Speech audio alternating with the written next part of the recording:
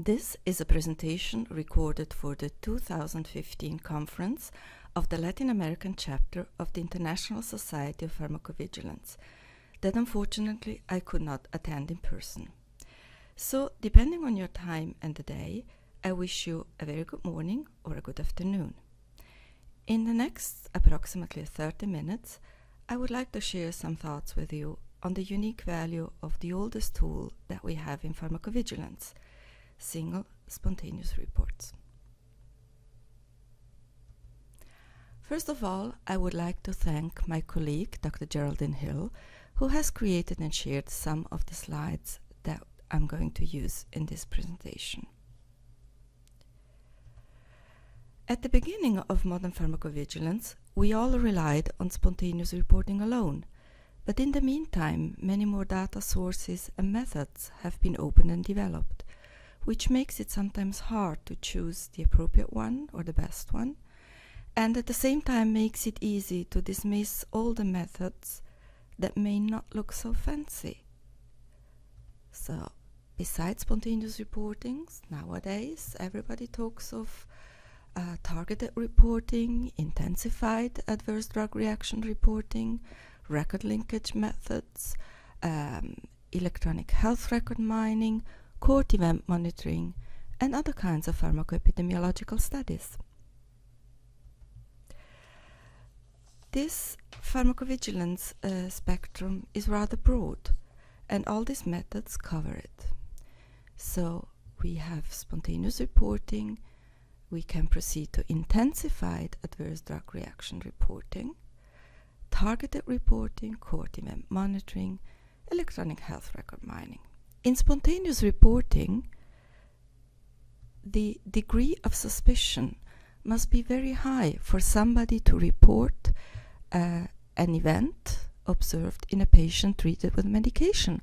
You need to have really the thought that there might be a causal link between the event that you are observing and the medication that has been given to the patient. This degree of suspicion diminishes the further we go into record mining. In intense adverse drug reaction reporting, we will be monitoring maybe special aspects or special medicines as in targeted reporting. So our degree of suspicion will be lighter. In court event monitoring, we will be recording all events in a court of patients, and in electronic health records mining, we might be fishing in deep waters without having a clear suspicion on an ADR being caused by a specific medicine. On the other hand, the amount of information that we get out of these different methods is exactly the contrary. So while spontaneous reporting requires a high degree of suspicion, the amount of information about the patient and the whole medical history of the patient might be much less than in well-kept electronic health records. I said well-kept because from my past experience as a clinician, I know very well that medical records are only as good as they are being kept. Now, if we look at the different methods, we see that in spontaneous reporting, we look at all medicines throughout the whole life cycle of a product. As long as a product is on the market and is being given to patient, the system is viable. We will look at all exposed individuals, but we will not know how many people have been treated. And we will look at all possible suspected adverse drug reactions. When we do intensified ADR reporting, as it's done with many of the schemes like the Black Triangle or other schemes in which we look at specific medicines, we will also try to capture all exposed individuals, and still the denominator will be unknown. We don't know how many patients have been actually treated because the reports that we get are only on the ones that have developed some sort of a problem. But this method too covers all possible events under medicine. Targeted reporting is a little bit more restrictive. We look at specific medicines in defined courts. And we can choose if we want to look at all events happening in this cohort, or if we want to concentrate on specific ADRs on which we need more information, more clarification. In cohort event monitoring, the cohort acts as its own control, or more specifically, the time before treatment in that cohort, the medical history before treatment, acts as control. And here too we will be looking at specific medicines, but we will be capturing all possible events that happen to these patients. Electronic health record mining will also encompass all medicine. Once again, the cohort will be defined, so it will not be everybody treated with this medicine, but only the patients that are captured with these records. Still, we will have all events. So, which method is the best? Well, it certainly depends very much on what you're looking for. Let's start with the end in mind. What is our goal? What do we want to find out? What is our objective? It might be that we simply want to establish a functional reporting system to monitor the safety of all medicines. And this is where a spontaneous reporting system fits in very well. We might want to learn more about the safety profile of new medicines in the early post-marketing phase, right after approval. We know what has been observed in clinical trials, but still we don't know how these medicines performed from the safety point of view in a broader population that has not been studied in clinical trials. And maybe here more intensified reporting might be the appropriate way to go about it, in addition to standard spontaneous reporting. We might want to clarify maybe some special aspects of these new medicines, aspects that have been addressed in the risk management plan, or that have been identified as not having been studied. We want to learn more about the adverse drug reaction profile of specific medicines, maybe in a specific population.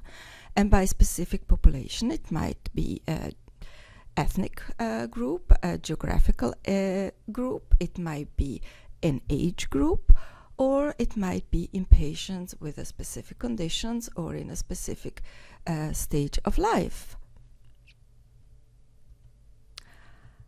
We might be interested in estimate the incidence of a known adverse drug reaction to a specific medicine in a population. And this is where pharmacoepidemiological studies like cohort event monitoring can help. Or maybe we are in the lucky position of having electronic health records, and we might have registries and we want to use them to identify emerging drug safety issues. So if we compare the different methods, we see that they have different substrates in terms of medicines and in terms of groups of people being studied and events or specific ADRs being looked at. But among all these methods, there is only one that covers all medicines, the whole life cycle, all individuals that have been exposed and have experienced the problem, and all possible adverse drug reactions. And this is spontaneous reporting. So, among the pros of this method, we have seen that it can cover the whole population. Everybody that has been treated or is being treated with a medication can be subject to spontaneous reporting. It includes all medicines, and as long as a medicine is being given, it will be part of spontaneous reporting. It has the capacity to draw our attention to new signals, meaning draw our attention on issues that we were not aware before that could be related to the use of this medication. This includes rare and, of course, serious adverse drug reactions. It's the most commonly used method, and this has an advantage. It means it's very well known. People are familiar with it, know how to use it properly, know the possibilities and the limitations, and are therefore able to interpret the data correctly. It's probably the easiest method to establish, as it blends in very well with normal clinical medicine. It is relatively inexpensive, especially if compared with the other methods that we have been looking at, and it is probably also the least labor intensive. On the other hand, there is inherent underreporting, and we know from studies performed some time ago that we probably see only about, at the best, 10% of what actually happens in terms of ADRs. And as we have seen before, you need a high degree of suspicion to report, so it captures only suspected adverse drug reactions. There is a reporting bias, or there might be a reporting bias, so serious or severe adverse drug reactions are more likely to be reported. If it's a new medicine that draws attention, it's more likely that adverse drug reactions or suspected adverse drug reactions are being reported. The same goes with adverse drug reactions that are already well known. They are easily recognized and easily reported. If a product is being heavily advertised, it will be well known and in the focus of attention. And if specific adverse drug reactions get the attention of the public, then the awareness will be raised and the preparedness to report will be also increased. The denominator is unknown. We do not know how many people are being treated with a medicine and do not experience any problem. So we will not be able to calculate any incidences, and we have to take frequency of reports or increasing frequency of reports with a grain of salt. It is also difficult to use this method to detect delayed adverse drug reactions, so adverse drug reactions that the patients experienced a long time after having been subjected to a treatment, or during a long-term treatment. We tend to say that if medication has been tolerated well for a very long time, it seems sort of unlikely that a problem might pop up later, and which makes us blind to delayed adverse drug reactions. And also adverse drug reactions with a high background incidence might be difficult to spot with this spontaneous reporting method. So due to the limitations of spontaneous reports,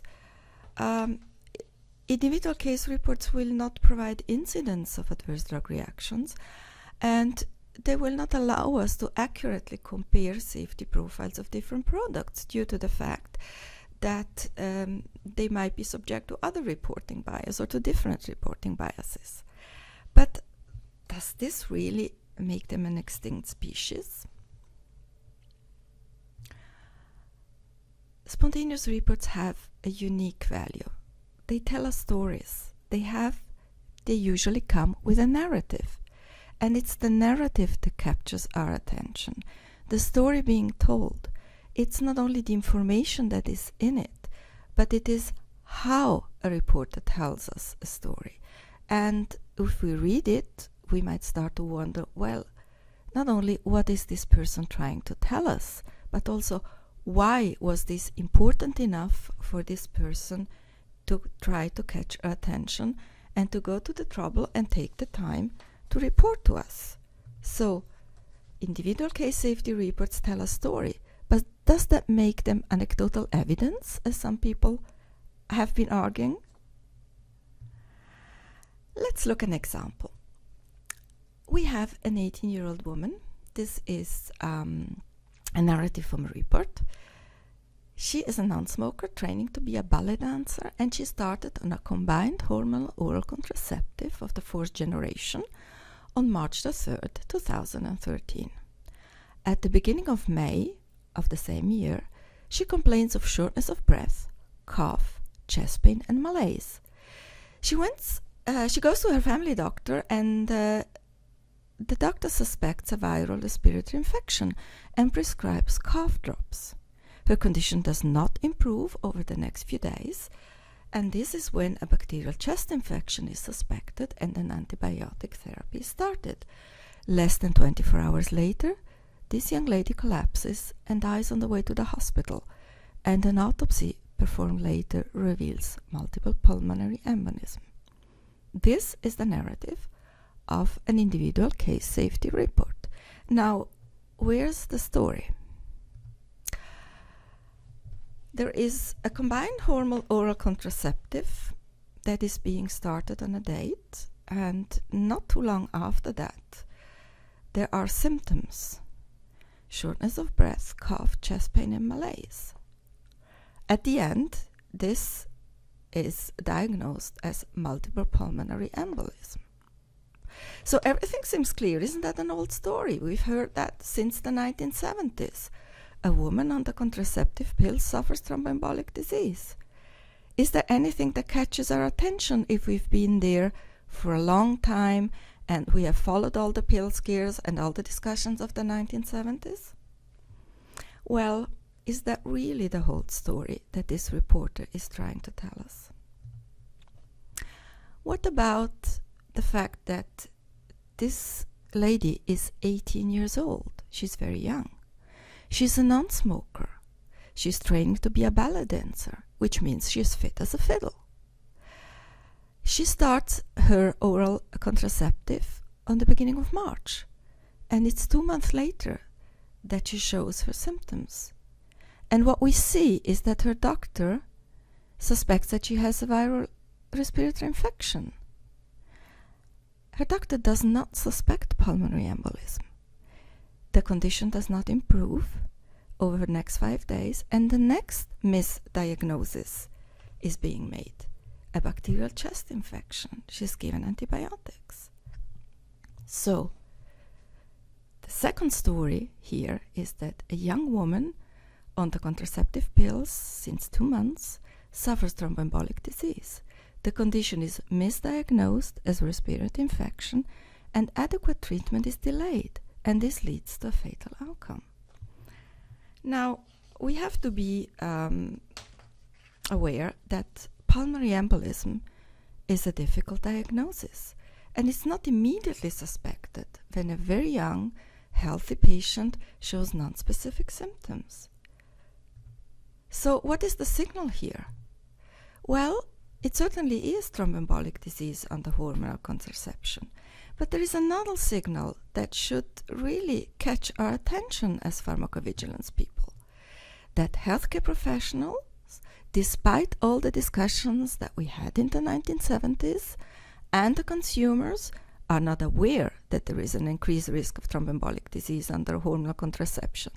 They are not aware that it's highest in the first 3 months of treatment or after a switch, and that additional risk factors like smoking, a factor V Leiden mutation, or others, like being overweight, having a period of immobilization, or after trauma, can potentiate this risk. And it's this unawareness that contributes to delayed diagnosis and treatment and to an adverse outcome. There has been a lot of publicity about these cases. There were several cases like this being reported. And of course, media were on it, print media, television. And in interviews with young women sitting around in the park, one television station pointed out very nicely that these young women have been on the pill for maybe a long time. They were not aware of the risks. It has become part of our lifestyle in over 40 years to have hormonal contraceptives available, and we don't seem to regard them as medicines any longer. So what kind of risk minimization can we take here? Well, healthcare professionals and consumers need to be informed that fourth-generation hormonal combined contraceptives carry a higher risk of thromboembolic disease than products of the third generation. But we also have to say at the same time that this risk is still lower than the inherent risk of thromboembolic disease in pregnancy. The risk is highest in the first 3 months of treatment or after switch from one product to another. Therefore, a complete medical history must be taken before prescription to identify additional risk factors, and patients and healthcare professionals need to be aware that thromboembolic disease needs to be ruled out in patients on hormonal contraceptives presenting with symptoms even if they look young and healthy. But there are other stories being told in spontaneous reports. Like this 82-year-old lady who is prescribed methotrexate for an exacerbation of psoriatic arthritis at an outpatient clinic. And she is admitted to hospital 1 week later with severe bone marrow depression and sepsis. The patient had taken 50 milligrams daily instead of weekly. The review of the electronic prescription revealed that no dosage interval had been specified. Now, there are data that can be captured easily in a structured way. There is information that can be conveyed adequately only in a narrative, in a free text. And sometimes this information is crucial to identify the problem or to help handle the problem. So a good narrative will provide, in the case of medication error, enough information for a root cause analysis, which is the prerequisite for risk minimization measures. Of course, we can code under ADR medication error. And of course, an attentive reviewer will see that this methotrexate for psoriatic arthritis was supposed to be given in that dosage once a week and not once a day. Still, the reason why this has happened cannot be captured in structured data, but it's the reason why that is important to try to tackle the problem and to avoid it next time. Let's look at another story. 74-year-old patient on rivaroxaban for stroke prevention in atrial fibrillation. Within a short period of time, the duration is not given in the report. The patient experienced acute bleeding anemia. His hemoglobin drops down to 5.1 gram per deciliter. He experiences skin bleeding and retroperitoneal hemorrhage. And what the narrative also says, that this patient is reported taking her medication every day with a glass of grapefruit juice. Now, how do you capture taking your medication with a glass of grapefruit juice in structured data? So, structured data will not provide information on alimentary or recreational habits. However, this can play an important role in the recognition, explanation, and handling of an adverse drug reaction. In this case, it was the clue to the problem. Grapefruit juice inhibits CYP3A4, which is a metabolizing enzyme for rivaroxaban, thus increasing systemic exposure of the drug and subsequently the risk of bleeding events. Another story. A 90-year-old patient started norelgestromin ethinyl estradiol as a patch for transdermal application. The batch number is given for contraception, and sometime later she develops a severe rash at the application site. She doesn't take any concomitant medication. The patient reports that since a few weeks the glue appeared different on that patch than before, and that the adhesion of the patches was much stronger than what she was used to. Once again, the crucial information comes in the narrative, in details that cannot be captured in structured data. This rash could easily have been interpreted as a hypersensitivity reaction to the active ingredients, thus delaying product quality investigations. But the information on the glue was the one that provided the decisive link and allowed a product quality investigation. So, well-documented individual case safety reports certainly have their limitations, but if they're well-documented, they offer rapid, valuable, and unique information on aspects such as possibly new or not well-described risks of drugs, time to onset and time to recovery. Time to onset is crucial in establishing causality. Time to recovery can add very important information that we need when we treat patients with ADRs. The question that all of us will be asked when we see patients with an adverse drug reaction is, how long will this take? Will I recover from this? Will there be some damage left? And good documented reports will also document this. Did the patient recover? How fast did the patient recover? What measures were taken to help recovery? Risk factors are also an important element in drug safety. We want to keep medications available for as many patients as possible. And if we identify risk factors, we might exclude maybe certain patients from certain treatments and still keeping the medication viable for others. And among the risk factors, there are not only factors inherent to medical conditions or inherent to specific characteristics of a medication, but a risk factor can also be a specific behavior of a patient, like we have seen having your drug taken with a certain food that interact with your medication.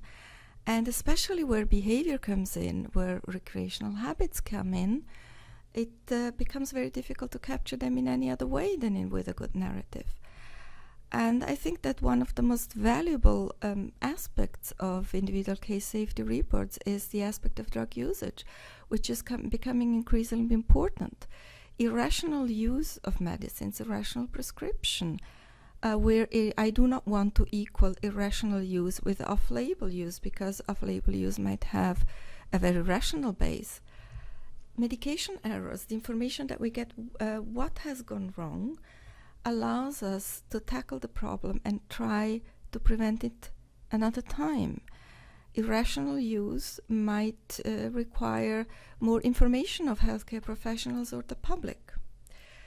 We will also get valuable information on polypharmacy and on interactions that we might not capture as well with other methods, and potential quality issues that are a problem, and not only in terms of good manufacturing practice failures, but also in terms of substandard medicine, of counterfeits, are a really big problem for us in drug safety. And narratives can really be really important and provide us the clue information. So at the end of this talk, the take-home message is basically, don't write all methods off too quickly, because they might perform better than we expect. And this was my plaidoyer for individual case safety reports. I thank you very much for your attention. Have a good day.